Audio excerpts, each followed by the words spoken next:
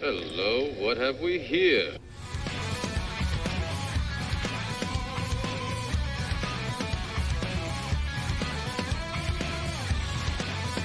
Welcome to IDP Nation, the place for IDP and draft coverage. We are your hosts, Dan and Darrell. We have you covered from your LB1 year taxi squad. We are IDP Nation.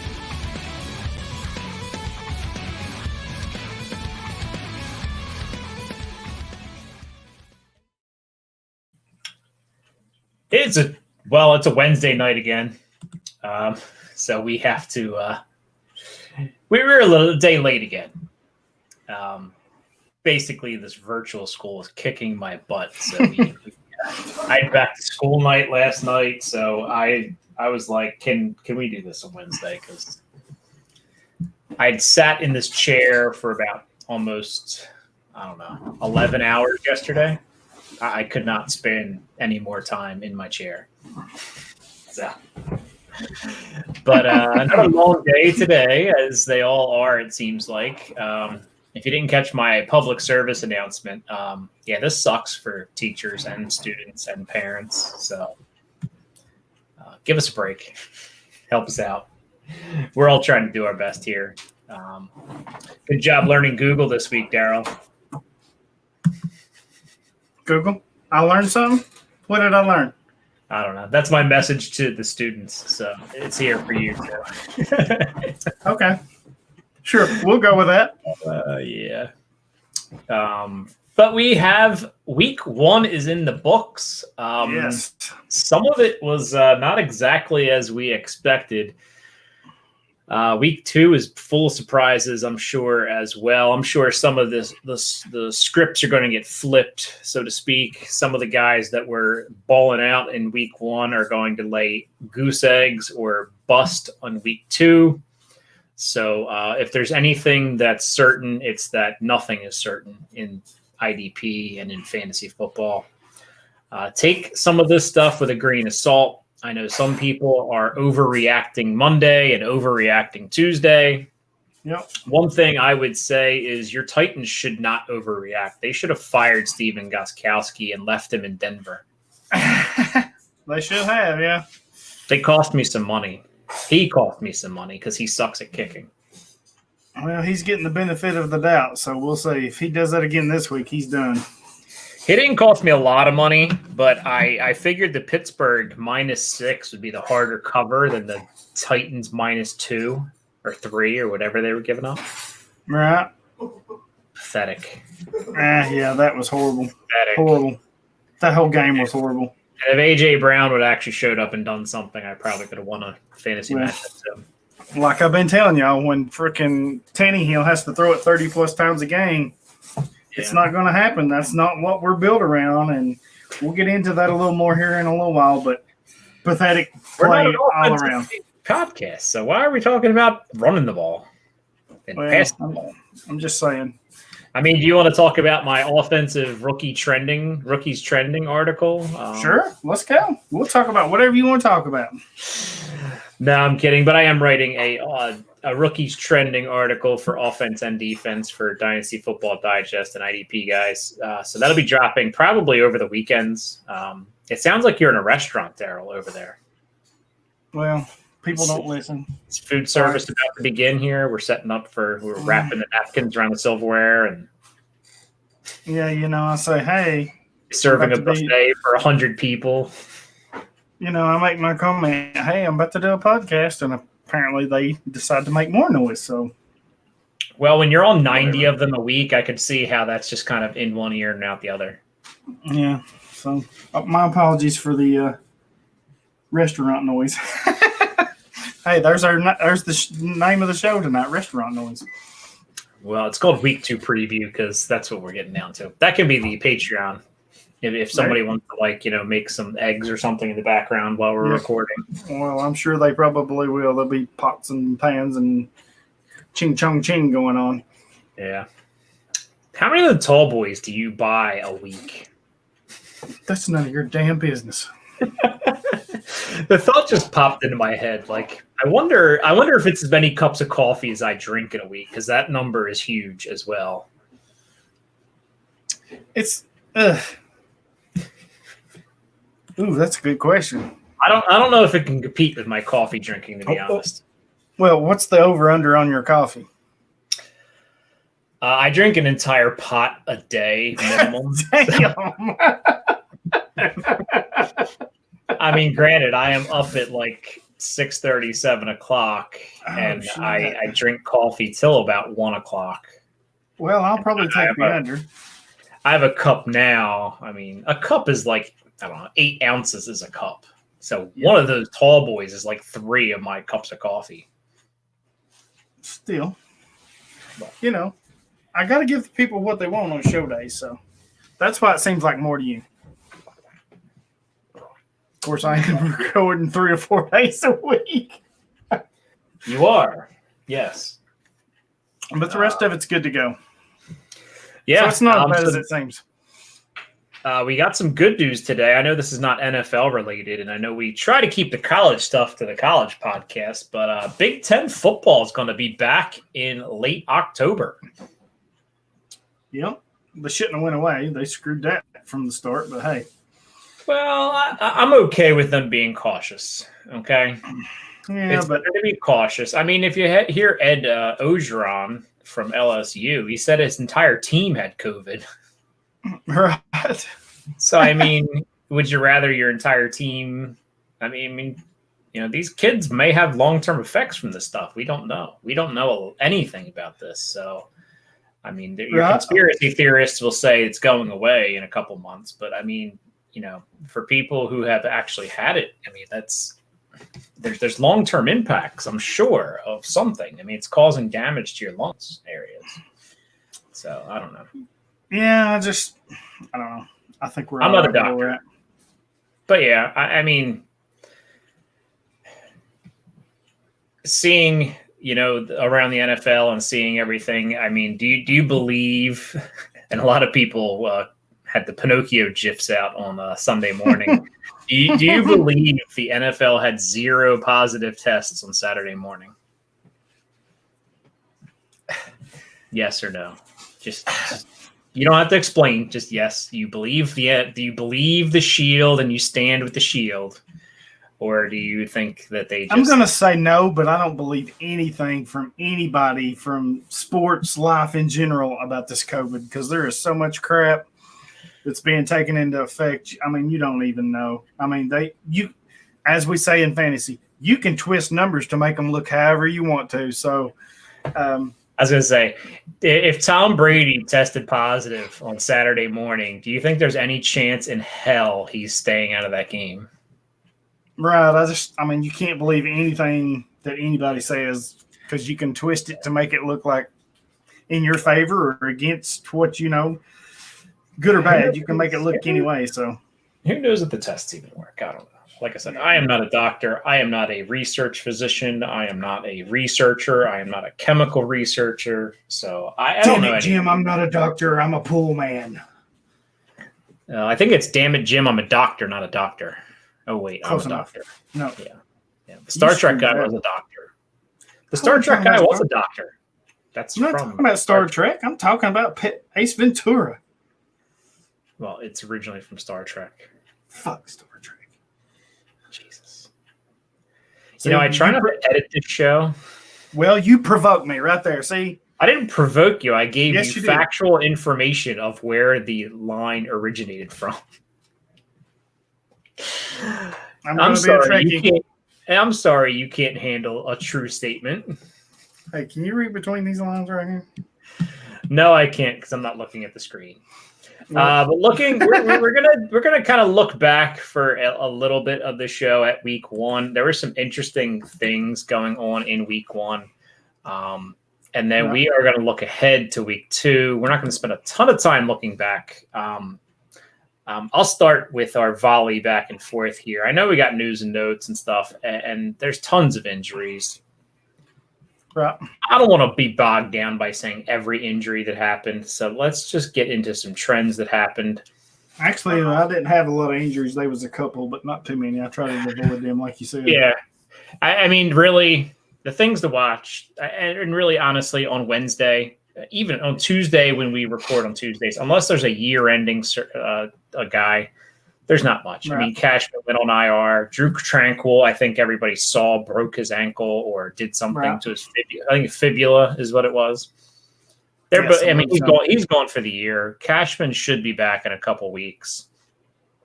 Tremaine Edmonds and Matt Milano are both a little banged up, which is scary because I have them in a lot of leagues. Any other big injuries that you can think of off the top of your head? Yeah, Leighton Vander Esch with the broken collarbone. He's going to be out 6 to 8 weeks. Huge blow. Please read my article, the IDP stock market. I've got a little bit of a interesting, tidbit on that where I am selling LVE. Yeah, I said it, selling. So if you want to see my thoughts on that, you should check that out. And it's legit. I mean, it's. Why are you telling people to sell low on him? Because again, he's down to where he was in this offseason where people were questioning. See, I didn't say sell low. I just said sell. I didn't say when you had to or give him away. That's not what I'm trying to tell you. If you're trying to sell him, what you do is you wait till he's back from injury. You wait till he plays a week, plays pretty well, then you trade him. And that's kind of what I'm thinking. Wait till he comes back. Somebody's going to need a linebacker. Unfortunately, by then the trade deadline's over in most leagues because he's going to be gone a while. 6 to 8 weeks.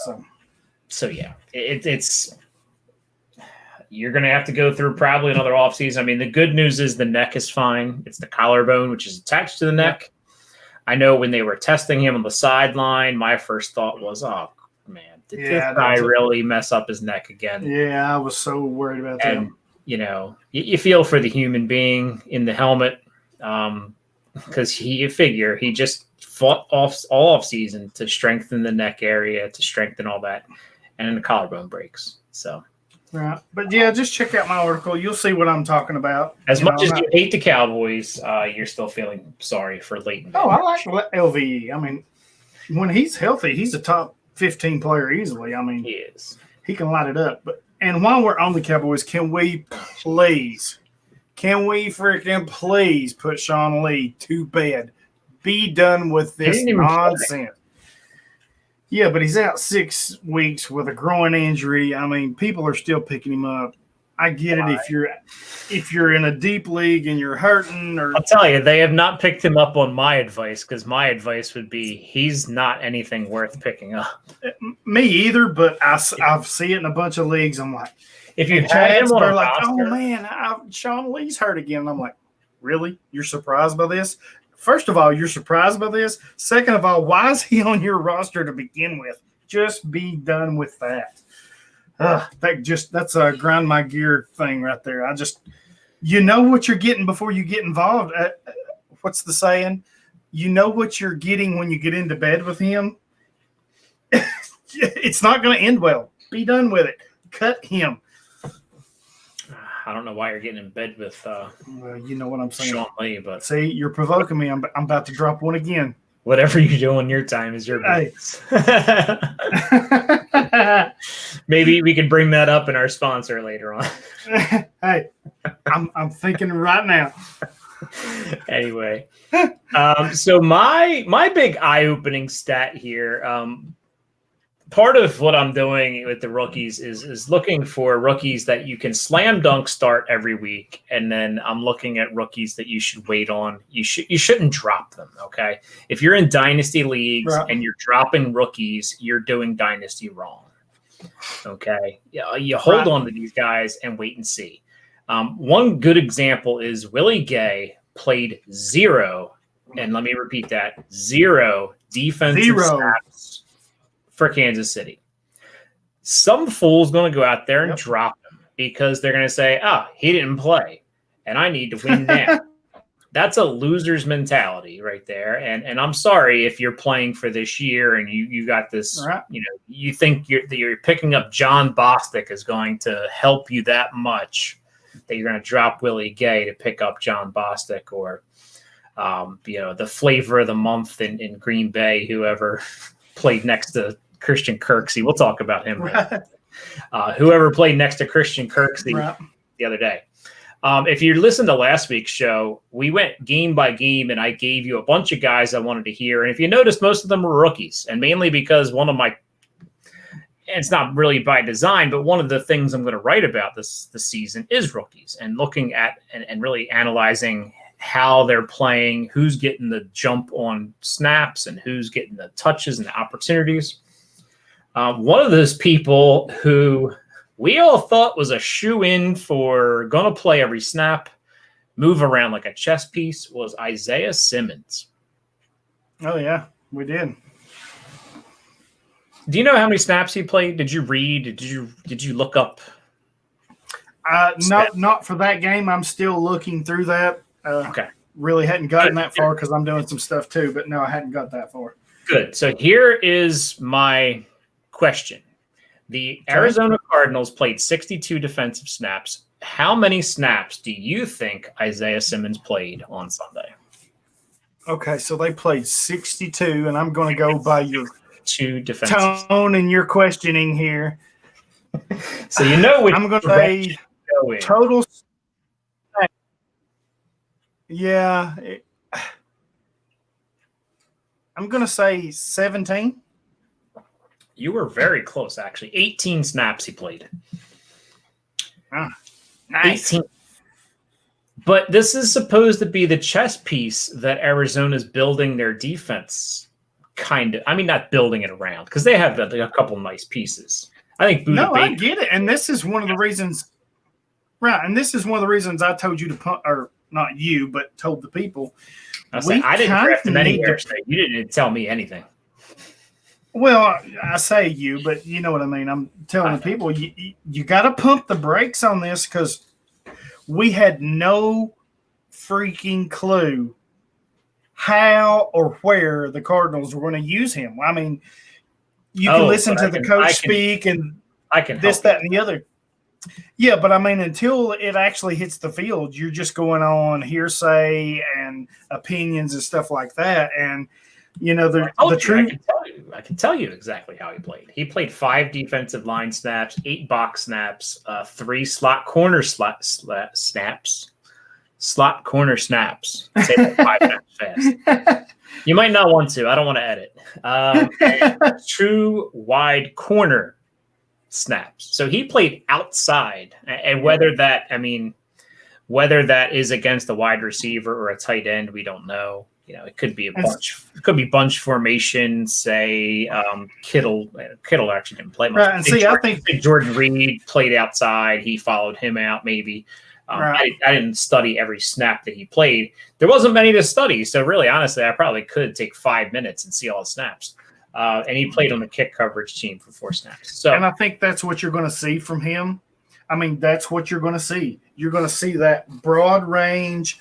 Playing everywhere, a couple here, a couple there, a handful here, a handful there.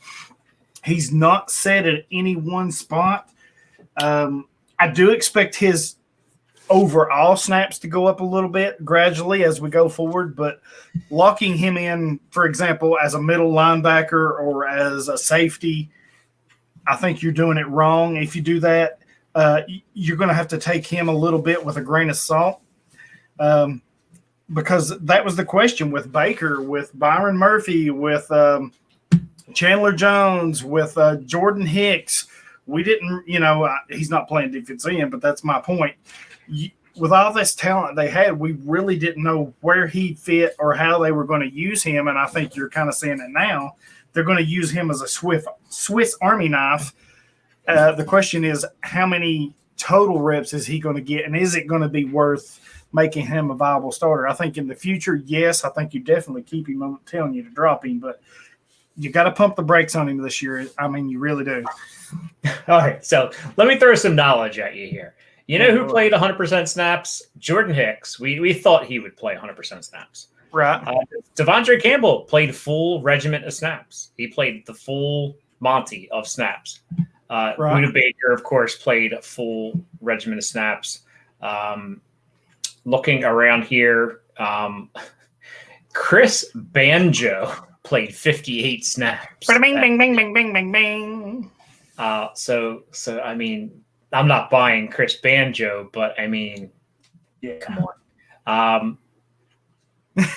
Jalen Thompson played 2 snaps. He was the starter. He might have gotten hurt early. I don't know why he only played 2 snaps. I did not really look much into his failures. I probably should. I have him in a few leagues. But yeah, Simmons stuck out to me very much so, because that was just some people have Simmons as their number 1 linebacker, and he's got to play to even come close to that. I was doing that rookie draft thing, and that was one thing that was kind of interesting to me. He was staying so high up there with Chase Young, Patrick Queen, who, everybody thinks those were the 2 front runners, but his average draft position kept him right up there. And I'm like, I don't know that he's going to produce like those 2 right out the gate. If you're looking down the road, yeah, I get it. But right out the gate, taking him that high, I just didn't get it. And I'm going to stop you there, because taking him because he's talented is okay. It's taking him and slotting him in your actual lineup week 1 that was kind of what I was getting at when we were going through these games and saying, I want to see this. I want to see this. We had no this is, almost unprecedented. We've had no preseason to see what the guys think. Because normally preseason games, game 3, we can get a pretty good idea of at least who's going to be on the field for week 1 for real. Whereas this year, everything was kept so secret. Everybody's trying to get something over on their week 1 opponent. Now you got some film. The other disappointing stat, and I won't give away my whole article, Jeff Gladney was another one here. He was a first-round pick for Minnesota, right? Or was he second round? I think Gladney was first. He might have been second. I can't. Yeah, he might have. Yeah, he was first. I can't remember, but I think he was. Yeah. He played 0 defensive snaps as well. So I don't know if maybe they just don't know the playbook enough or what the case is, but he played 0. Yeah, he was the 31st pick. He played 0 defensive snaps. He played a handful of special team snaps, which was surprising to me because, I don't know, you look at on the other side of the ball and C.J. Henderson's out there being a baller, and he was a first-round pick. Right. For your favorite team, the Jacksonville Jaguars. Which, by the way, my survivor pools are all crap now. Except for I think I took Buffalo in one of them, so I think I'm safe there. But yeah, I can't believe it's the Colts aren't good. No, they're not. Phillip Rivers is not good. No. I mean, Naheem Hines was the best looking player on the field for that. But, they lost Mac. Sucks. I hate that. But the good thing is Jonathan Taylor's going to get a good run now, I think. So. All right. So who's the rookie you want to spotlight here for good or for bad, for better or for worse? Well, I had 2 that worse. So yeah, I have 2 here that just kind of caught my eye. The first one, and I kind of mentioned this back in the preseason, right after the draft. Don't be surprised to see this. Malik Harrison actually started next to Patrick Queen. I'm doubting that, but. Well, I mean, there were some, kind of doubted that, but he didn't play a whole lot of snaps, the full complement of snaps, but he did start, which is interesting to me. I think that may be something you see more of going forward. As long as he can hold his own, I think that's something. And then the one that stood out to me, and I know it's a kind of a homer talk here, but the Titans started Chris Jackson over everybody. They had Malcolm Butler, and they had oh God help me, Christian Fulton. No. Who's that? Joseph? Yes, Joseph and Butler were the starting outside corners. Chris Jackson started on the inside. They spent a high pick on Christian Fulton, and he can't even beat out a late round draft pick. So that's very concerning to me. Everybody knows I'm not high on Fulton anyway. Even Amani Hooker, who was a rookie for him last year, Jackson beat him out. He's got some experience as a corner. So they went with the rookie Chris Jackson, and I'm very curious to see how that plays out going forward. I know Adori's out, and he played well. I mean, for a rookie, he held his own. So those two stood out for me more than anything. Yeah, I didn't really. The Tennessee game was on way too late. Chris Jackson played a lot of snaps, which really surprised me. Anyway, as I was saying, I didn't really watch a whole lot of the Tennessee game. It started at 10 o'clock. I know you're on the same time zone as I am, but it wasn't my team playing. I was exhausted, and I did make it. I think I saw a bit of the first half, and then I checked on it in the morning and saw Gostkowski sucked, and it was a pretty bad football game from what I can tell. Was it entertaining? I mean, it was horrible. It was horrible. I was gonna say, it didn't seem like a very entertaining game, which is probably why I fell asleep during it twice, because I did go up to my bedroom to finish watching and fall asleep during that game. But yeah, I mean, it's those second Monday night games are rough. I love them. I wish they played them a little earlier, like I know they want the Pacific money and the advertising and stuff, but it was nice having football at 7 o'clock, because I got done. I had a couple meetings on Monday, and by the time I was done my meetings, I ate dinner and football was on. So it was like, yeah. Those are the two rookies that you highlighted. Yeah, that was. I mean, from what I've seen, that was the two that stuck out to me, especially the Chris Jackson, because I was stunned when the game opened and he was on the field and not Christian Fulton, especially since they spent such a high pick on him. With Adoree being out, I thought, okay, Fulton's going to start, and he was nowhere to be seen. I was like, wow, this is big. So, and then Malik Harrison kind of confirmed what I have thought. I just feel that Baltimore is going to roll with those two rookies as long as they can hold their own. I think that's the plan. And yeah, he is. The thing about it is neither one of them are wearing the green dot, though. Chuck Clark is the green dot wearer. And, I'm okay with that. I really am, because if you think kind of to their counterpart, Pittsburgh last year, Devin Bush didn't wear the green dot. It was TJ Watt or somebody else that wore it. So he also got his snaps cut by a ton. So right. But yeah, I mean, it's. I think it's good for rookies to learn without any game experience. The Baltimore is going for a Super Bowl, so they're not going to let a rookie make mistakes, calling plays and stuff. If they have a veteran, Chuck Clark. I mean, Chuck Clark's not that old, but he's obviously the team leader. I mean, if you look at this, Calais Campbell probably has something to say about that. But as far as calling plays and knowing the playbook, it sounds like Chuck Clark has a handle on it. Because I don't think they'd let him call the plays. I mean, they'd probably have Matt Judon or somebody call the plays if he didn't really know. I mean, you're not going to have more. We kind of didn't talk. Oh, sorry. Go ahead. I mean, you're not going to have your defensive end Calais Campbell calling the plays. So you could, but I mean, that'd be a little.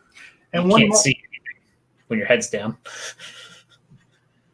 Right.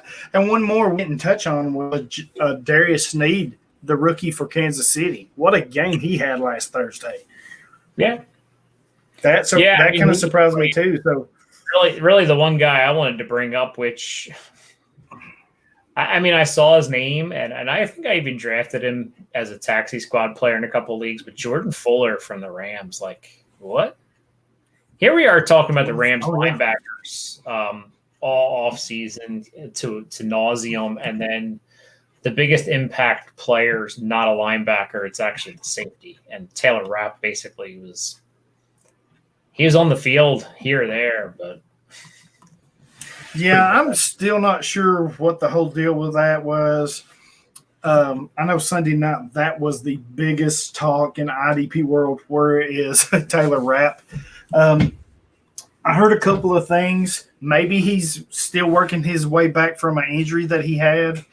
And it kind of makes sense because I also heard that in the first half, the Rams were running a different package than they normally run when Rapp's in there. So it kind of makes sense that Fuller would get that run, because if you noticed in the second half, Rapp played a lot more, and they weren't in that same coverage or he same played a lot character. more, but I mean, Fuller played pretty much. I mean, I'll check on how many snaps he played. So are you selling Rapp right now?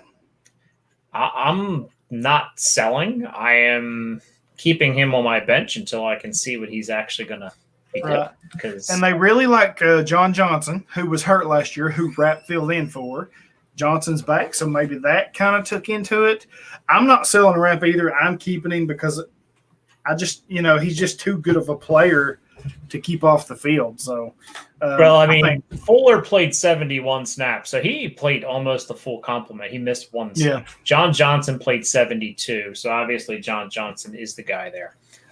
And Rapp kind of played a nickel corner, nickel safety role. He played 15 snaps. So yeah, and those were all in the second half, I do believe. I saw him once in the first half. It was very fleeting.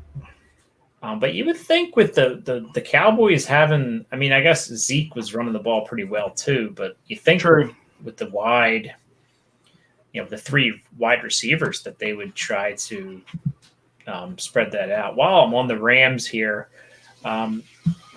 their linebackers, how they shook out. Micah Kaiser played all 72 snaps. You had Samson Ebukam played 53 snaps as an outside rusher. Ogbenaya Onkorokwo, who I've never liked, had 16 snaps. Justin Hollins had 5 snaps. Kenny Young played 38 snaps as like a weak side. You had Ja'Kai Polite got 1 snap. So he saw the field. You have Leonard Floyd played 68 snaps, which I think I think that one was pretty set in stone that he would get some play. But that was your linebacker crew. So, I mean, besides Kaiser, I mean, Young played a decent chunk of the game. I still don't like any of them. I mean, Kaiser played 72 snaps, but could you say, I mean, besides collecting a few tackles, can you say he was really a game changer in that game? No, but I'm so glad to see that he was getting the full complement of snaps, because that was a question mark. Is he really going to run that many snaps? So I think he is the man if he can just hold up his end of the bargain. If he can produce and be effective for him, I think he's the guy. So I was worried that he would see like a half or 2/3 of the snaps. That would be my concern. But with him getting the full complement, like you said, now we want to see how he uses them or what he can produce with those. So that made me feel a little bit better about my shares with him. Yeah. Like I said, I really didn't invest anything in the LA Rams linebacking crew, so I really didn't miss out on anything. I don't think.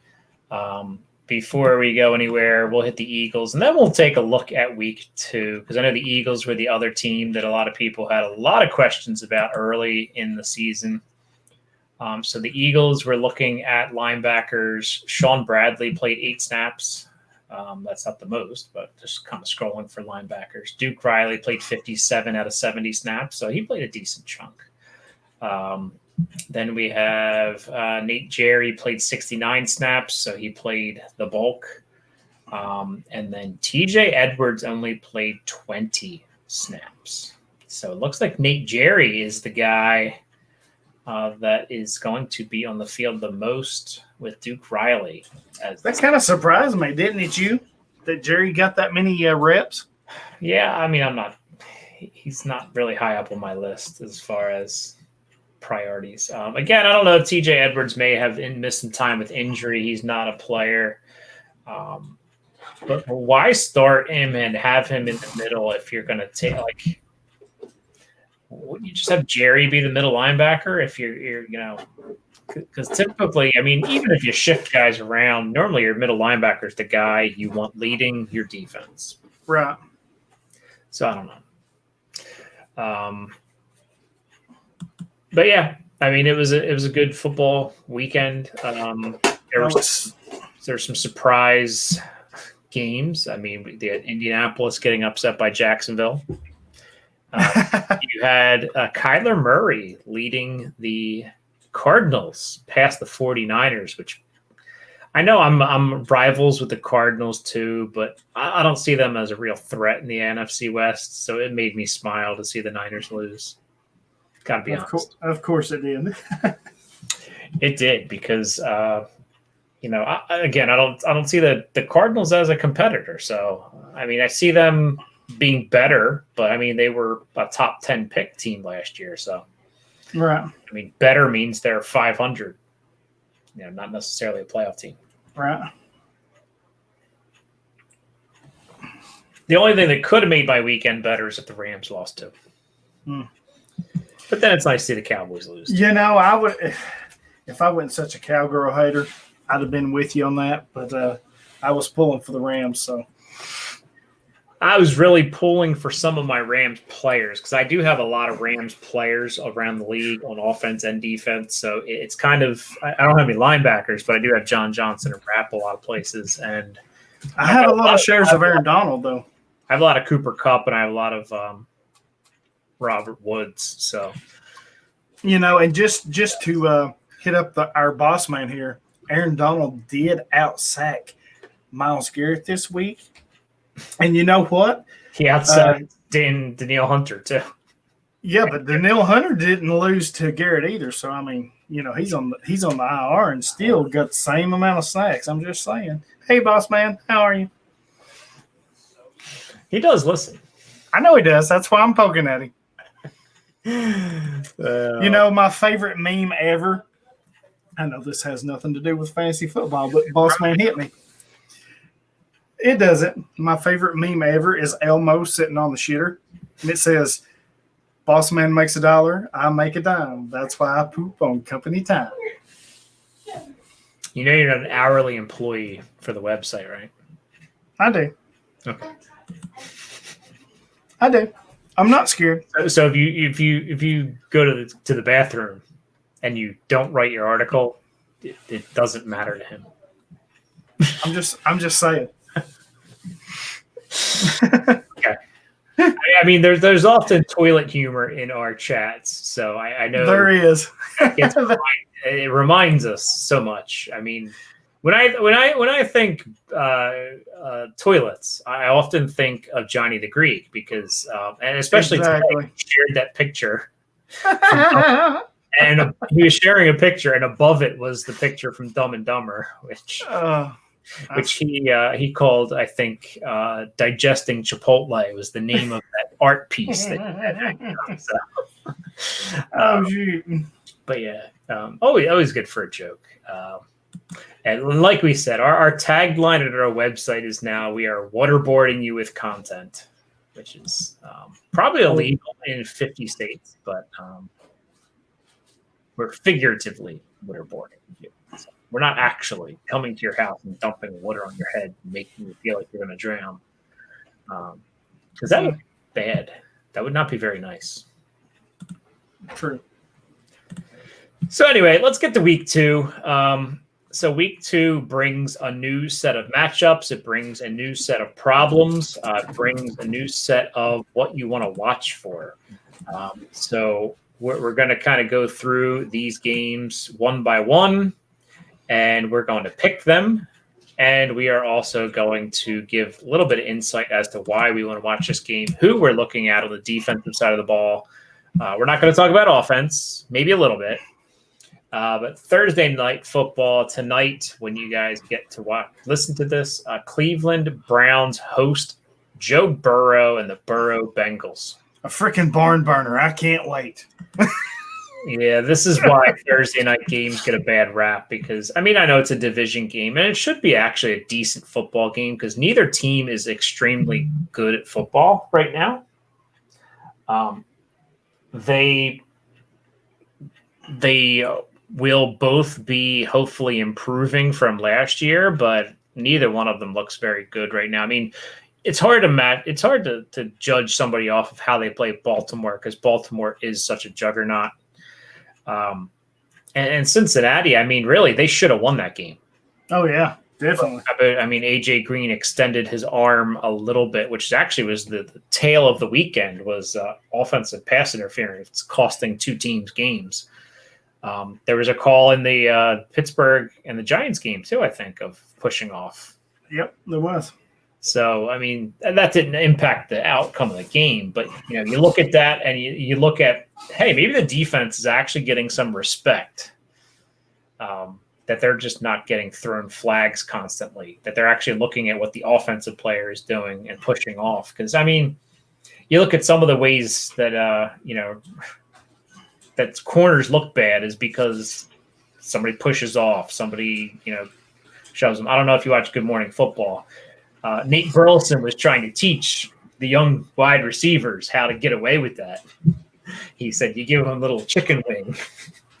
You get them Right. by using your bent elbow, and the refs won't call that. So, I mean, it's a certain thing. If they see the arm extend and they see your elbow straight, they're going to call it. Right. You can see it. And that makes sense.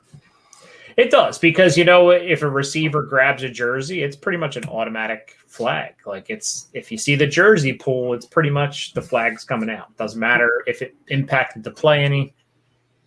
If they see the pull, it's getting called. Right. So who do you have in this game, and who are you watching for? Cincinnati, I know we're not watching for any of Geno Atkins or Mike Daniels because they've already been ruled out. And also Sean Williams. So they're down 3 defenders for the Bengals. Yeah, I'm watching. I've got Cincinnati to win. I think they're going to pull it off somehow. I think Burrow's going to keep the magic going. Interesting side note that his first touchdown was a rushing touchdown, but he did not was a passing touchdown. He should have had one. Like I said. Yeah, he should have. But I think he'll get one this week, maybe 2. He's pretty good. So, but the player I'm watching is Logan Wilson because I've been beating the drum on him since the draft. Before the draft, he didn't play too bad last week. I think he had 3 or 4 tackles. Can't remember how many snaps he had, but I think I'm going to be watching and see how they use him, where they're using him. I think it's just a matter of time till he's on the field there. So that's my choice. All right. My choice is Jesse Bates. And it seemed like if whenever Red Zone popped into the Cincinnati game, I was seeing Jesse Bates all over the place. I mean, Jesse was really playing that free safety role well. Von Bell played mostly in the box from what I could tell. They didn't key on that game a whole lot, but it was an afternoon game, so it did get a little more run than it normally would have.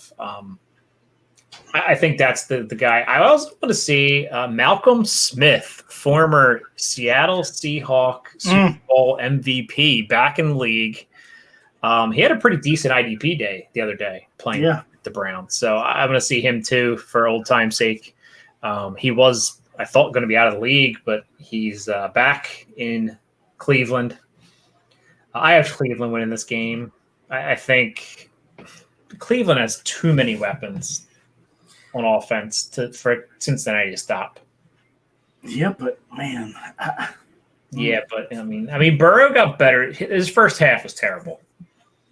Okay, he made a couple plays running with his legs, but I mean, his first half was terrible. He couldn't find a receiver to save his life. True. He got better as the game went on, and statistically, he did okay because of that rushing floor and the rushing touchdown. But I mean, if you're in super flex, you're starting him probably because you probably don't have anybody else, to be honest. Right. 1 quarterback leagues, I don't think you're coming close to starting Joe Burrow anytime this year. No, I think he's a good dynasty option. We're not here to talk about football. Right. But just my analysis of him. He's going to take those rookie lumps, and I'm glad Cincinnati's letting him get those rookie lumps out of the way. And he's a guy I think that will only gain experience by playing. Yes, some of these guys. I mean, because he's got I think he's sat behind quarterbacks before, so he kind of has done that in college. So I think he's just ready to play. Moving on, we have next the New York Football Giants visit the Chicago Bears. somehow Trash Bisky saved his Trash Bisky. he saved his job by leading that comeback the other day. And I Detroit let me down because I picked them. I had faith in them, and they let me down.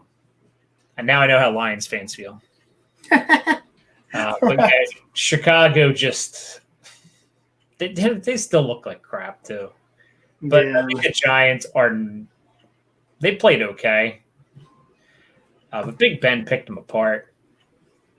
I mean, he had any pass he really wanted to have.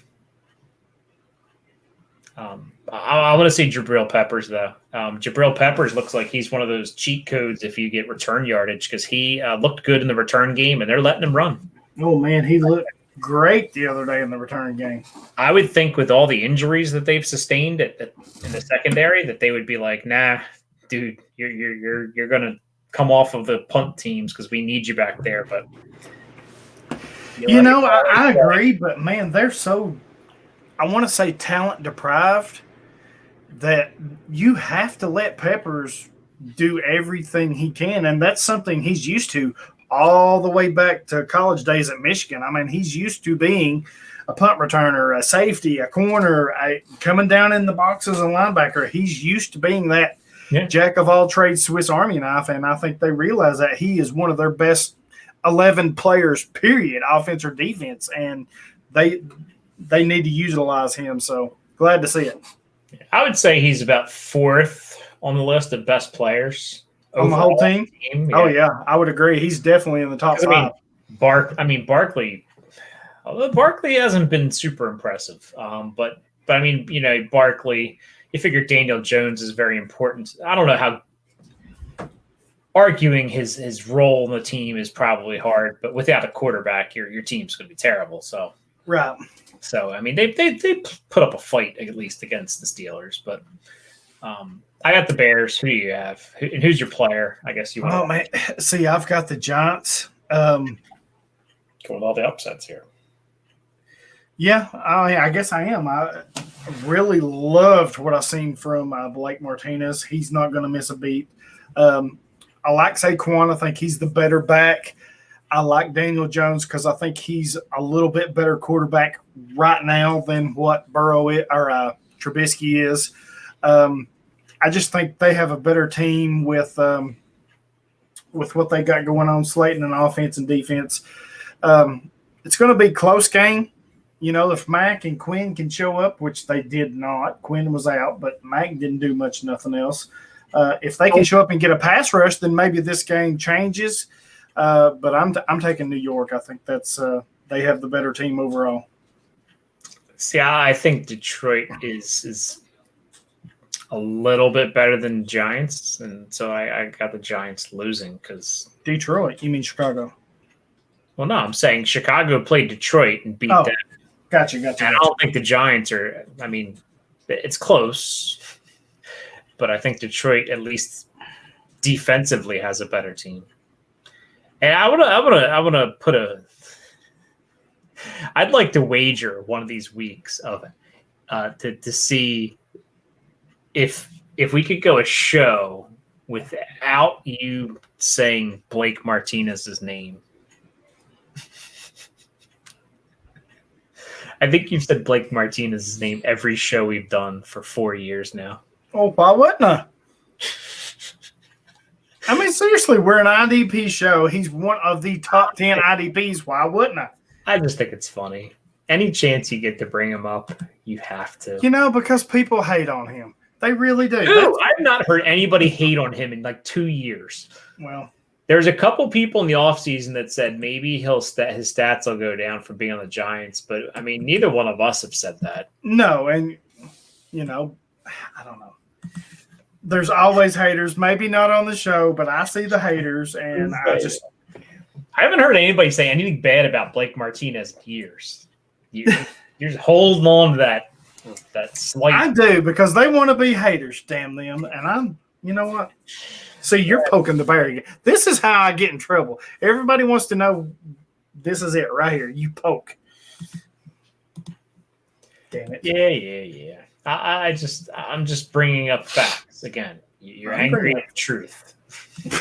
I'm angry at you. You want the truth? You can't handle the truth. You definitely can't, man. You just get all up on your heels and start backpedaling.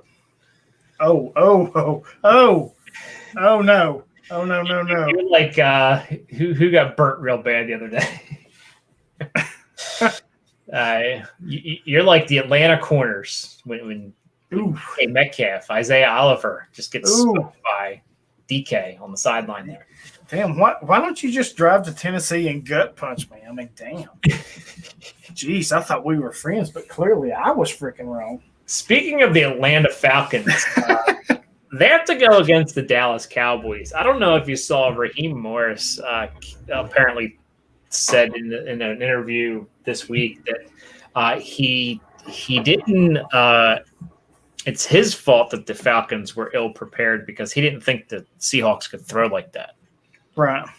No, I didn't see that, but wow. Do you think the Cowboys can throw like that? Because Atlanta's got young corners, and I think they're going to get torched again.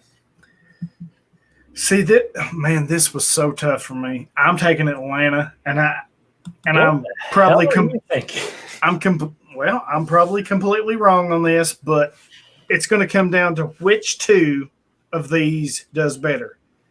Can Atlanta's corners hold up against Dallas's wide receivers? No. Or can Dallas's linebackers, which is without LVE, without Sean Lee, can they hold up against Atlanta's offense? By the way, before we go any further, you're apparently conceding some wins to me because you have a 1-game lead over me. You got 11 wins last week. I got 10. Kyle B also got 11. I think I'm tied for second, Tied for second. I'm tied for third. I was tied with Sean and Johnny the Greek. Sweet. We're IDP brainiacs, baby. Junior football nerd. I don't know. Let's see. Junior football nerd is leading our charge here. I don't know. It's going to take me to. I saw that.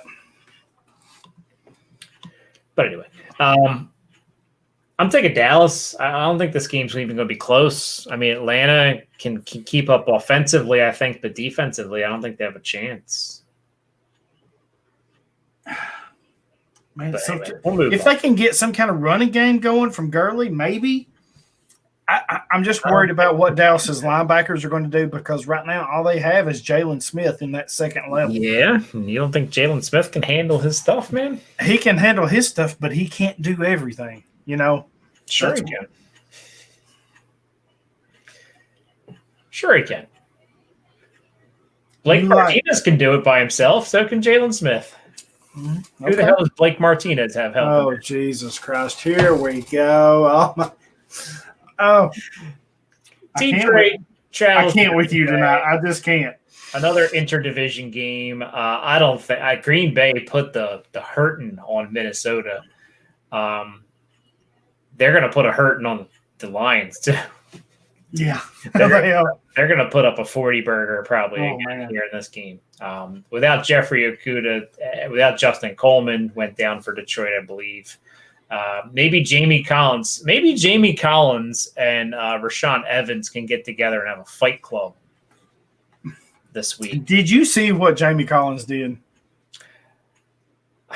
I did, and is that worth throwing him out of the game for? I mean, come on.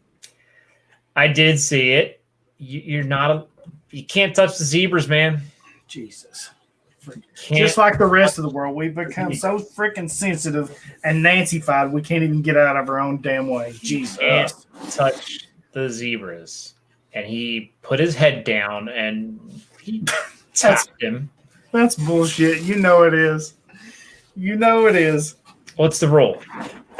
I know what the rule is, but come on, man. Can't touch a ref. Okay. That's the rule. Especially, you got to keep your 6 feet from the refs, man. Come on. You're right. It was stupid on his part. It was. I mean, it was a bonehead thing. But you want to argue your point. You get your teammate there and you say, this is what he did. You don't do that to the ref. He's a veteran. You know better. Maybe he thought he'd get the veteran's benefit of the doubt. He He is and he does, but these refs are not fools either. I mean, come on, have a little bit of common sense. I mean, it's not like he was deliberately doing it or trying to hurt you or anything like that. Quick trigger. Yeah, that's exactly right. But again, these refs are told if a player, unless the guy is like backing up and does not see you, and even in some cases, people have been thrown out of games for backing into refs, like, aggressively. So, I mean, sometimes refs get knocked on their butt, and it happens, when you're picking apart a pile and stuff like that. And sometimes flags get thrown for that too. Right. But Jamie Collins has to be smarter than that, man. You're a veteran. I mean, maybe he was expecting to get some veteran leeway there, but use your head, man. Use your head. I know you're angry because you just got speared, probably, it seems like, but got to use your head and be better than that. Next up, this one's a slam dunk, I think. Although I thought last week was a slam dunk with this. Jacksonville visits Tennessee. Oh, my God. If you pick against me, I will never talk to you again. Well, I'm not picking against – I mean, last week I picked against Jacksonville, and they kicked me out of all my survivor pools. But I think Tennessee should have a little better game plan to beat Jacksonville, which may include maybe, I don't know, not letting off the gas pedal once you have a little bit of a lead. Right. Maybe you don't throw your kicker out there to kick. Maybe you go for it on fourth down. Well, hopefully we don't have to rely on the kicker this week.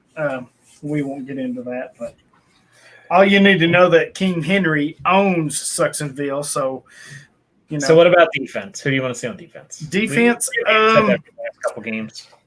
But actually, there's two of them. I wanted to see one last week, Rashawn Evans, but he boneheaded himself right out of the game. We won't go there. So I'm going to switch gears a little bit, and I'm going to go with Jacksonville. I want to see how Joe Schobert does. We expected a lot of big things out of him. I think he was second, or was he third or fourth in tackles? Kind of Josh Jones, and I think Miles Jack was ahead of him in tackles, if I'm not mistaken. Miles Jack had a huge game, which we kind of talked about him getting that supporting role is more of what he's feasting. Yeah. So I think Josh Jones was ahead of him too in tackles. So probably Josh Jones had a good game. Do what? Josh Jones had a pretty good game.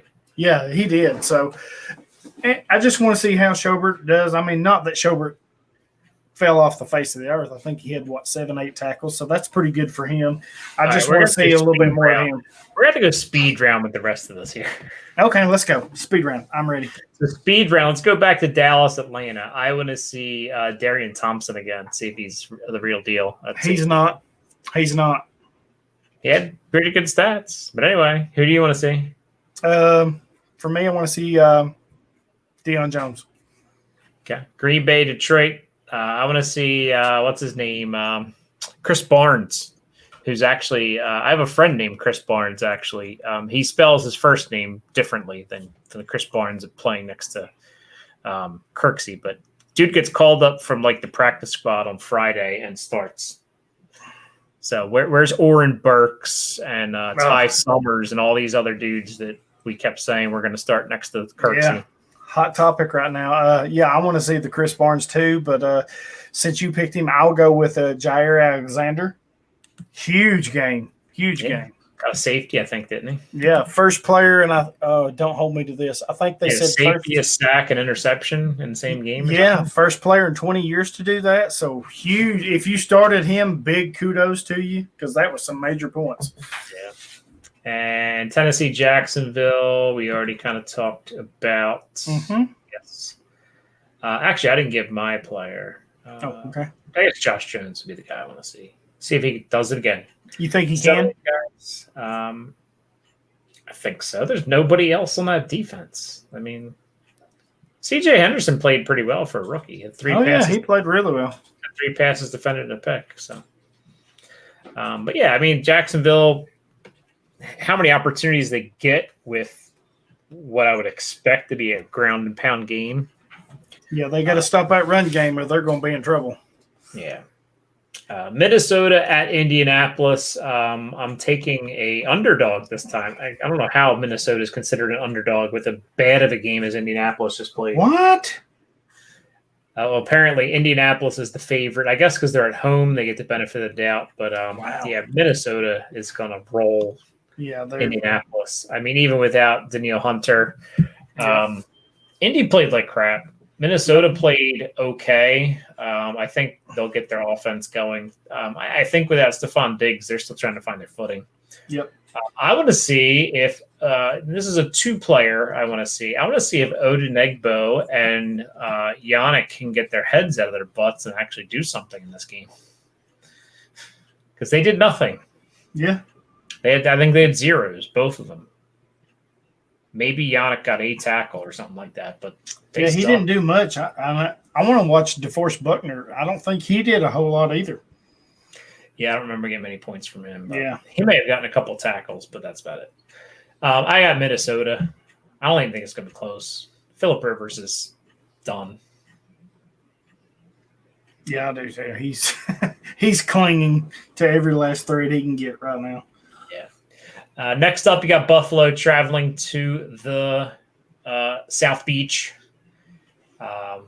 I am not picking the Dolphins this week. My hopes were shattered last week. They played like crap. I was so hoping that they would. I know a lot of people are out there sharing their love of Cam Newton, and I don't know. Man, he brings a different wrinkle that we've never seen with New England, I'm telling you. Yeah, but it's set football back about 50 years. You're going back to like the wishbone offense. You're running the Army triple option. Right. I got Buffalo winning this game against Miami. I think Miami's improved. I think they got a little too much. They got to earn something before they start with the swagger that they think they got. And I want to see Brandon Jones from the Dolphins. He did not necessarily start 100% of snaps, but he played enough, I think, to be interesting for fantasy. And he didn't play as much as Jeremy Chin did, but he produced 2 more assists, same amount of solos as Chin. So he outproduced Chin, even though he got less playing time. Right. So that's interesting for Miami. We've been talking all offseason about how Jones is going to take a starting job away because Eric Rowe and Bobby McCain are the same dude. Former corners, moved inside the safety. They're not very big. They're not thumpers. They're good cover guys. They're not strong safeties. Brandon Jones is going to play a strong safety role for them, I think, going forward. You got the Bills. Yeah, I got the Bills. I've been preaching they're the front runner, so I'm going to stick with them. Like what they're doing defensively. I think they got Who do you want to see? Okay, we got a speed round this, man. I want to see Tremaine Edmonds.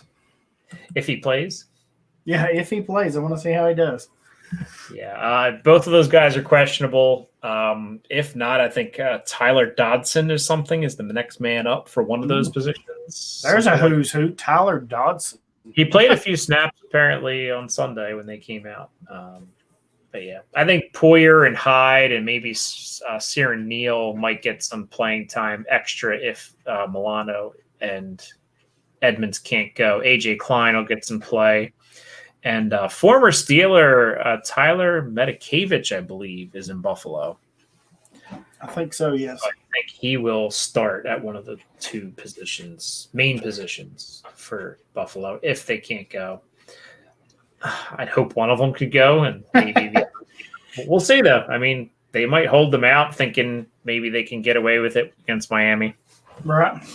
Their defense is pretty good, solid anyway.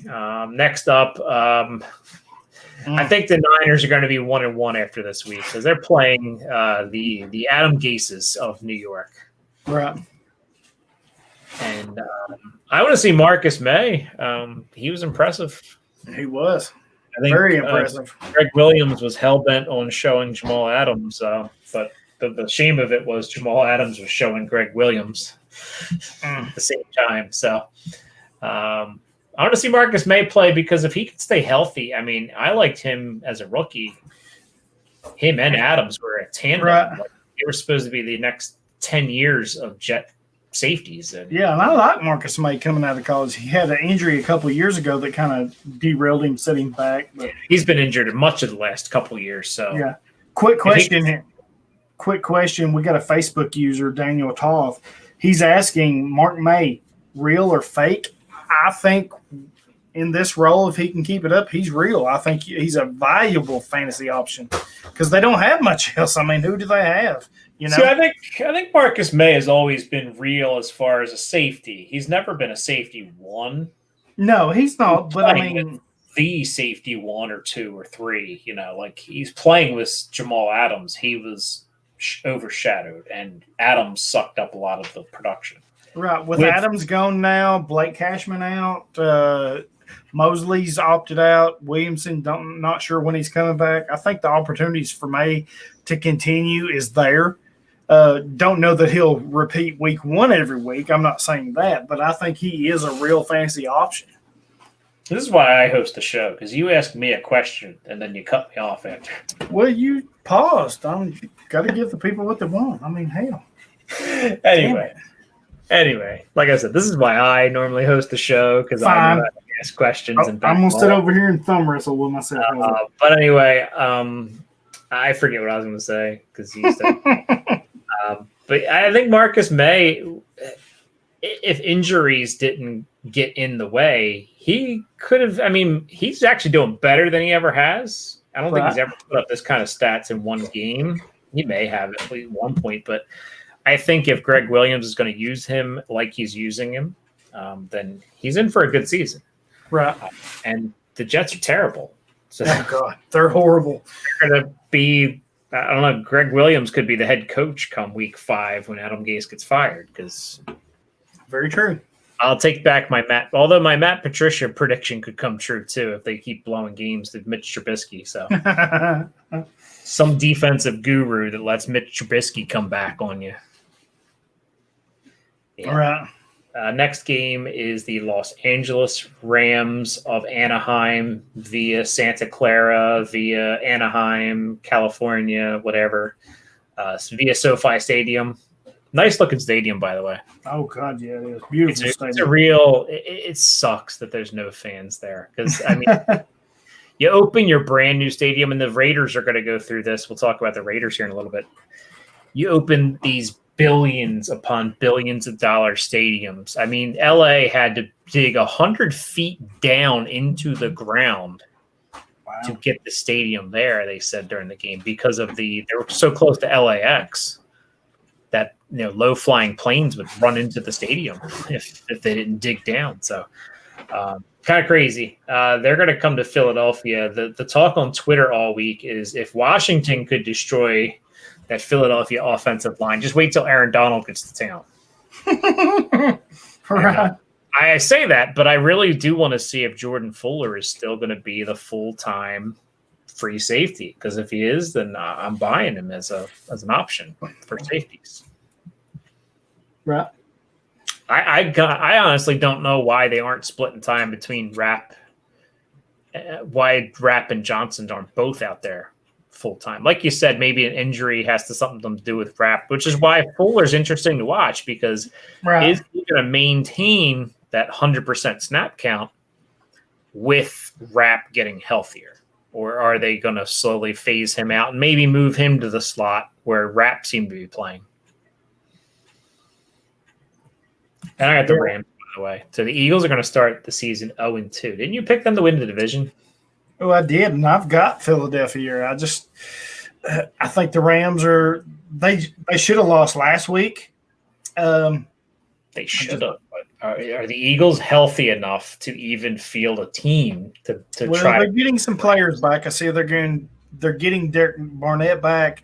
They can possibly get Javon Hargrave back. They're getting Miles Sanders back, it looks like. So I think those are some key pieces that will help them.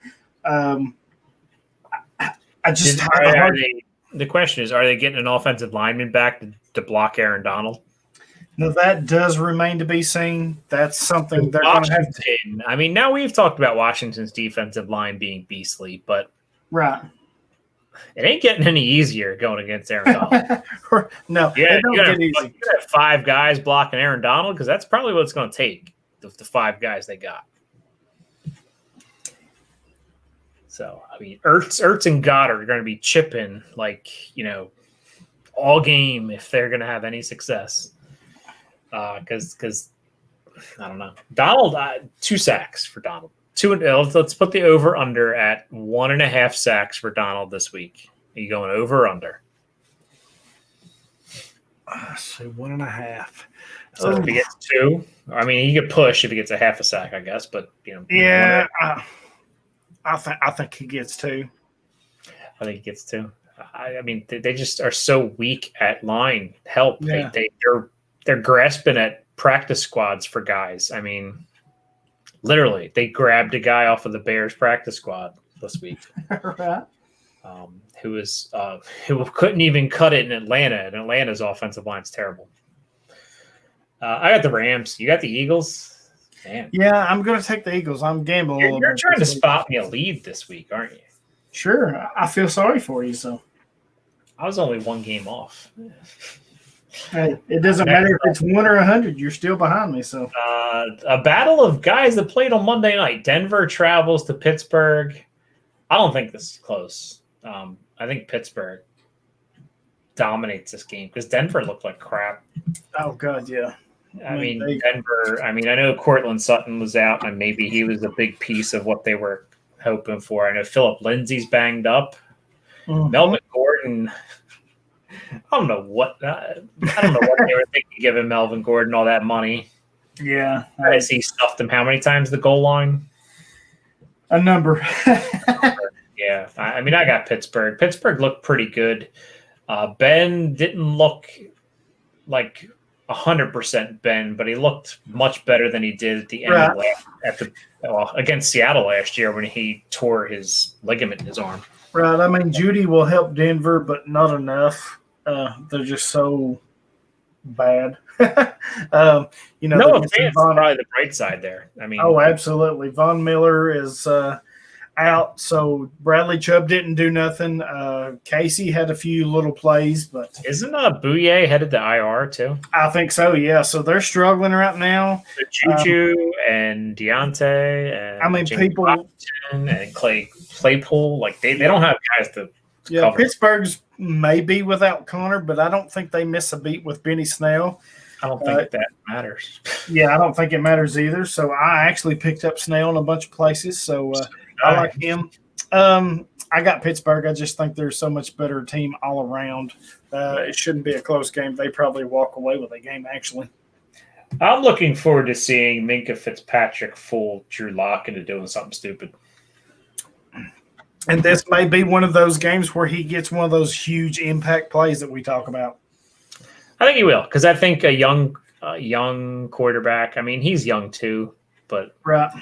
I think as he's a playmaker, and part of that is making quarterbacks make mistakes by disguising what you're doing.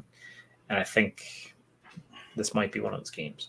Next up, another, I think, pretty easy game to pick. It's Carolina visiting Tampa Bay.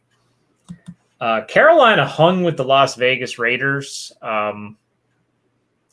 but Tampa Bay has a ridiculous supporting cast around Tom Brady. And as bad as Tom Brady looked on Sunday, he made some bad throws. He did. And did you happen to see the one throw? The pick six? 2. It wasn't to Leroy, but it was to Janoris Jenkins. The Jackrabbit, man. He jumped all over that. And it was funny because I actually went back and was watching or listening to some stuff. It looked like that Tennessee pick 6. It did. And, he said they were waiting on that play, that they had studied all week, and they were expecting that play, that throw to come. And sure enough, in the second half, he said the minute the play started to develop, he said, I knew it. And, man, he jumped on it. With COVID, Janoris Jenkins could have spent from March until September watching every throw Tom Brady has ever made in the NFL. Okay. And he has probably seen that play how many times? Gosh. He probably throws it 2 or 3 times a game, I would assume. I mean, Yeah, I mean, it's he's a seen it a favorite play. bunch. It seems to be a favorite play of his. Besides Julian Edelman crossing the middle. I mean, the little 5-10 yard hitch route seems to also be where he throws his pick sixes because he's telegraphing something. I think Tampa Bay will be better once they get a little bit more. Yeah, I think Tampa Bay has rhythm. too talented for Carolina to hang with them. I'm going Tampa. Yeah, I went Tampa too. Want to see what Devin White does. I expect a big game out of him. I want to see Jeremy Chin again, and Nice. it's funny because all week everybody's like, "Oh, Jeremy Chin is not starting." Okay. Do you know the percentage of snaps Jeremy Chin played on Sunday? Percentage of snaps. So he played this game with Isaiah Simmons earlier. Do you know the percentage of snaps that Jeremy Chin played? I think it's going to be somewhere in the middle, like 57%. 100%. Oh, I was off. Do you know how many percentage of snaps that Justin Burris played, who was the guy that was supposed to be the guy keeping Chin, I guess, on the bench or keeping him in a relegated role? What percentage of snaps did Burris play? I don't know. So we'll take a guess. It's a game. Let's say, since I was off on Chin. Chin played 100%. Yeah, Chin played 100%. So I'm going to go back and say 48. Burris played 100% of snaps. Oh, wow. See, I didn't get to watch that game because my stupid cable company cut out my red zone. So one more. Okay. One more quiz. What is the percentage of snaps that other safety for the Carolina Panthers played? Trey Boston. It's got to be low, I would think. It's got to be down in the, I'm going to say 20, 21% maybe. 100% of snaps. Well, what the hell? I suck. I don't want to play this game no more. How about a softball? How about Shaq Thompson? Oh, it's got to be 100. I don't know, but I was trying to help you out. I don't have the game up in front of me here, but You're such an ass. But so Carolina played 3 safeties the entire game. Wow. And that's something we've seen before. Where have we seen that before? With the Chargers. Yes, sir. Yes. Maybe not 100. I don't know that I've ever seen. Yeah, maybe not 100, like but we've definitely seen that heavy 3-set safety before. Yes. We have. And I think Cincinnati, if Sean Williams is healthy, it's something they want to do too. And Tennessee plays that on occasion. They will go a heavy 3-set safety. Who's their third safety? They've been bringing in Amani Hooker last year. That he was the guy. They would start Byard and Vaccaro, and they were bringing Amani Hooker in as that third safety at times. So, yeah. And by the way, Shaq Thompson did play full snaps. So I figured. Those 4 players played full snaps. That's crazy. That was crazy to me because I'm like, Chin didn't play on it. I'm like, that surprises me. It really does. 63 out of 63. And I'm like, you got to be kidding me. All this talk everybody was talking about, he's gonna be a backup. So I didn't start him in a couple. I mean, some of them I started because I didn't have any other choice. And he had seven tackles and 1 assist. It wasn't, lighting up the stat sheet. But he was one that they kind of moved around a little bit because you have 3 safeties in the field. That's what you kind of do with 3 safeties. And Darrell disappeared. Of course he did. He does know this is on YouTube now, right? So we can just see he's not there. I was about to throw it to him for our sponsor and all, but I guess we're going to have to wait for him to come back. Oh man, something else I'll tell you. Anyways, I am picking the Tampa Bay Buccaneers. If you did not know, next game, Arizona is hosting Washington. I'm going to pick the Arizona Cardinals. And I do want to see Chase Young, but I also want to see if the snaps for Isaiah Simmons will come up some, because you got to think he wants to play more. You got to think that he wants the ball. So, or not the ball, but he wants to be on the field at minimum. So, yeah, thanks for sticking around the podcast. Really? We're wrapping up the talk about the one game, and then you disappear. Anyway, it's Washington at Arizona. I don't look at the chat, man. This isn't IDP Lounge, man. The IDP Lounge, I sit there and monitor the chat. You know what? Damn it! You need to look at the chat every once in a while. I mean, come on. Jesus. I don't have to do a damn thing. You know, we're back to looking for a new co-host. I don't have to do a damn thing except die and pay taxes. Those are the two things I have to do.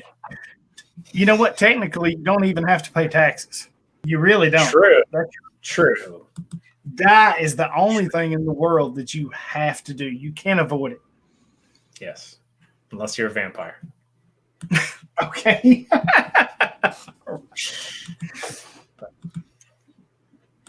Anyways, I was going to throw it to you for our wonderful sponsor of our show today. Yes. So IDP Nation is proudly sponsored by Blue Chew.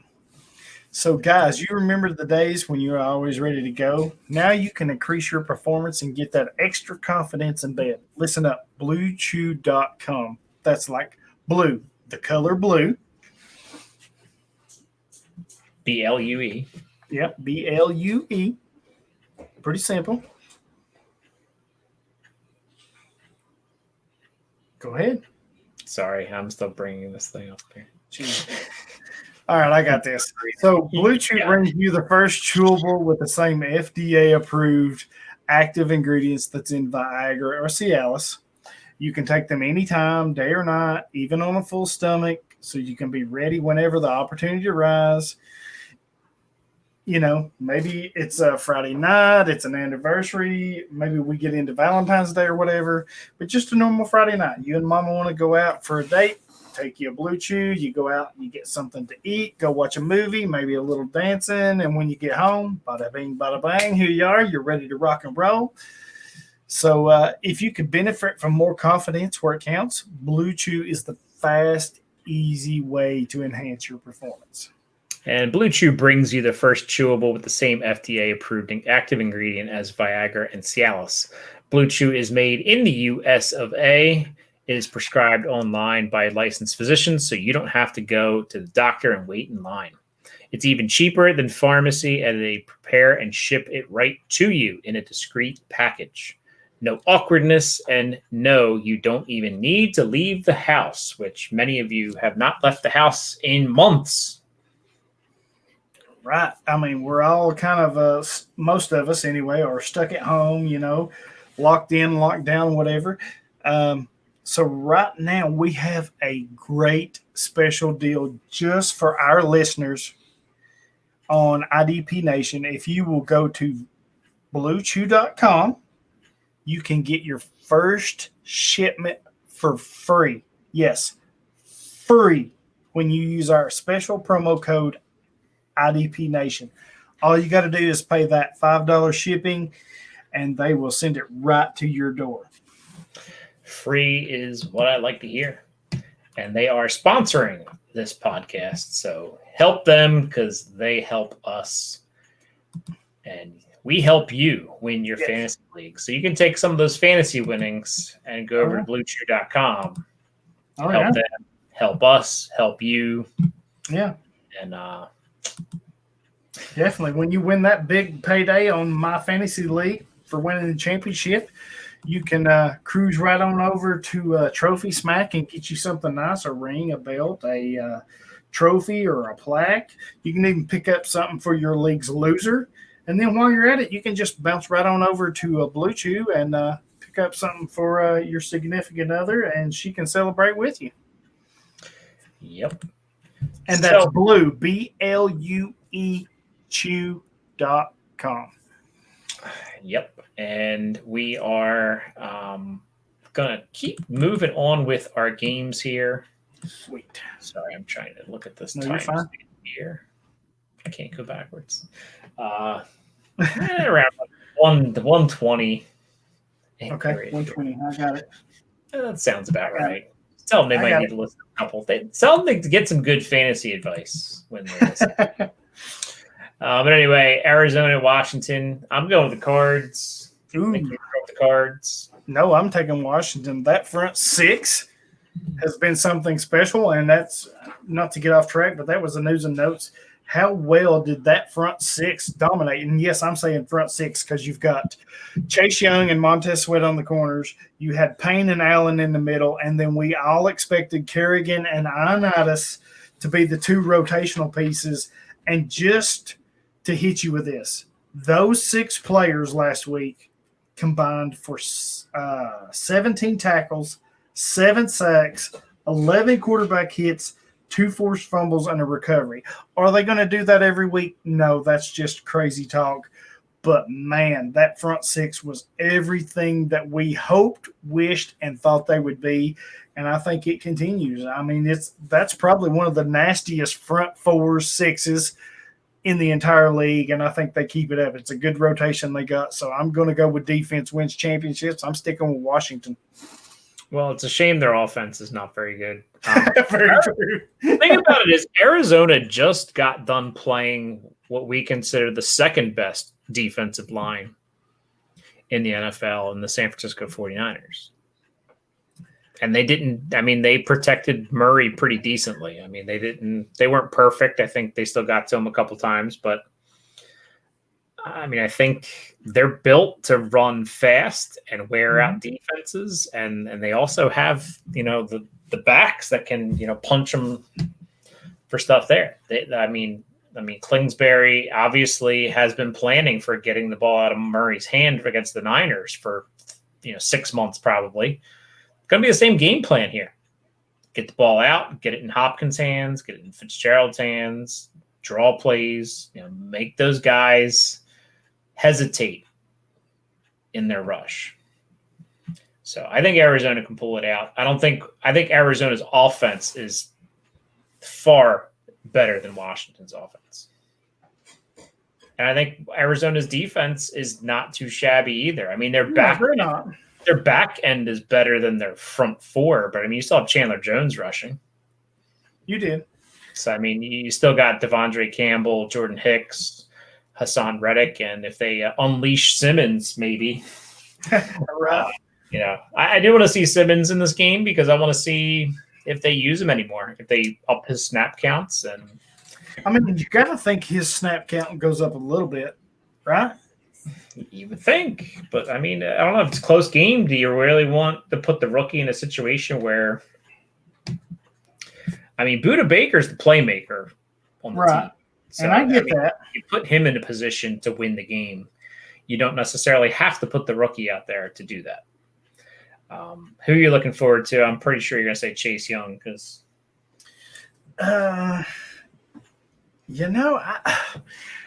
That's the obvious answer.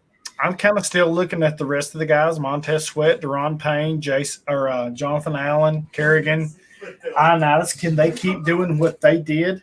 I'm just kind of looking at that whole front 4, 6 as a whole and seeing how that pans out. Can they keep it going? At some point, somebody's got to fall off. We're going to have to do like the second half of these picks on like the Patreon show because you get me going. Well, no, I don't. I ask you a simple question, simple answer, 1 sentence, and done. Okay. So here's a simple one. Kansas City versus the Los Angeles Chargers of Anaheim via SoFi Stadium. Oh, Kansas City all the way. They're killing them, and I'm watching Chris Jones. That's a no-brainer. Exactly. I'm going to watch Willie Gay to see if he comes off the bench at all. But if he doesn't, I'm going to watch Joey Bosa. He had a pretty decent game against the Bengals. Not anything superior, not anything great, but he was involved a lot. Next up, Baltimore at Houston, your favorite team. I don't think we need to say much about this game, too. I think Baltimore rolls Houston. Yeah, I've got Baltimore, too. I don't think it's close. Yeah, and I want to see Deshaun Elliott. It's just the guy I want to see here because I think that's kind of where I was going, too. Yeah, I can maybe look up their snap counts while we talk about the next game here. New England visits the Pacific Northwest and those Seattle Seahawks. Oh, man. I like New England. I like what they're doing with Cam Newton. It's a different offense than we've ever seen. Like Chase Winovich, that's the player I'm watching. But Seattle's going to beat them. Seattle's just too high-powered, got too many weapons, I think. I think Seattle takes it. I think New England is kind of one-dimensional. I'm not afraid of their passing attack. And I think that plays into the Seahawks' hands because they don't need to cover that well. Right. If you're not afraid of your passing attack, I mean, you're keeping everything in front of you over the middle. Jamal Adams is going to thump some people. He's going to lead your team in sacks, dude. He probably will. And you know what? I told you he was going to. Because he's the guy I want to watch every week in Seattle. I mean, Bobby Wagner is obviously a dude. By the way, Deshaun Elliott played 72 snaps. So I thought he would. All but 2. Yeah. So, yeah, I'm looking forward to Jamal Adams, seeing him. It's a Sunday night game, so I'll actually see every snap. I got to rewatch the Seahawks game. I haven't gotten a chance to do that yet because my time has been ridiculous. The amount of time I've spent in this chair in the past week. I'm going to need a new chair by the time this virtual learning's over. So we're about to go with Seattle. And the Monday night game is the Saints at the Las Vegas Raiders in the what are they calling it? The Death Star they're playing in. Yes. The Imperial ship. I still think the Saints, even without Michael Thomas, are just too good. Drew Brees is too good. He's going to pick apart that defense. They got a bunch of young corners, and Brees is a wily old vet. Yeah, he is. And I still think they have enough weapons. I mean, between Traquan Smith and Emmanuel Sanders and Kamara, I think they use Kamara a little bit more on the outside. I mean, I think they'll incorporate him into that passing game. They'll use the offensive chess piece, Taysom Hill. Yep. I mean, Michael Thomas is a big part of that offense, but I don't think the Raiders can keep up. I don't either. I think they'll score a few points, but not enough. I don't think Ruggs is playing. Ooh. He got banged up in that game. Oh, I did not know that. Yeah, he got banged up in that game. I mean, Brian Edwards played a ton of snaps, but he barely saw any action. So, yeah, it was kind of strange. So I'm filling out my Yahoo board here. Yeah, who's going to score the most points? Whose defense is terrible? I think Green Bay scores the most points again this week. I think they scored the most last week, too. I think they did, but I'm going New Orleans this week. I think they just – oh, man. They're just too Michael Thomas, it's going to be hard for them to score that many points. I'm picking the Jets to score the least amount of points because I think the Niners are going to completely devour Sam Darnold. Yeah, that's who I picked too. Who's the backup for the Jets? Because he might be starting for the next few weeks. Oh, man. I don't even know who their backup is. Oh, wow. Anyway, I don't think it matters. It's not going to matter. Adam Gase is probably the backup quarterback. Probably. So anyway, we're going to get out of here. We're going to talk about the rest of what we have to talk about on the Patreon episode, which we're going to get fired up here in a minute. With the people we really love. Well, you can become a patron too, and we can like you just a little bit more. It's just actually, we like you a whole lot more. We do. Yes. Anyways, can I be a Patreon? Sure, pay up. Week 2 coming at you. Friday Night Lounge. Come join us. IDP Lounge. Sweet. We'll talk about injuries and what's going on for week 2, and we have a couple guests, a couple recurring guests that we've had on before. So check us out there. Awesome. Can't wait. Restarted it. Anyway, good night now. Tighten up. Oh, man. You're struggling, man. I'm exhausted. That chair has whipped your ass, ain't it? Just being in the chair for I'm sure. How long have you had to sit there today? I came down at 9 or 8 o'clock, or a little before 8. And then I pretty much was in it. I mean, I ran upstairs to get more coffee and reuse the bathroom. Right. Besides that, it was straight till about 3:30. Oh, wow. Ugh, and we went to the store. And then I came home. We had back to school night for one of my kids.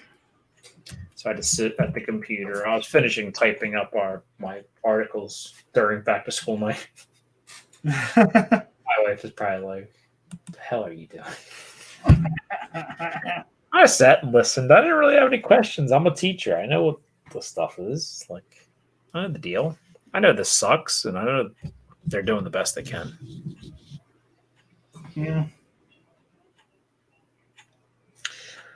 All right. Should I export this? I'll export it real quick. All right.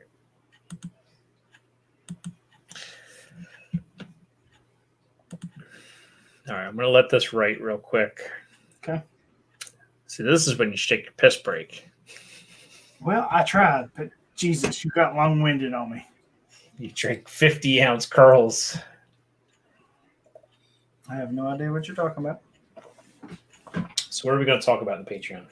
I don't know.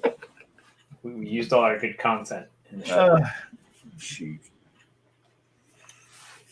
Break down some more snap counts here? Sure. All right. Lead the way. See, I don't want to get too much into snap counts on the actual show. I know we did a lot of it, actually. Yeah, we did. Because I'm not supposed to use the PFF numbers for research, so to speak. But I mean, I could argue that really I got the snap counts from IDP guys because we now have them on our website too. I was looking at that one. The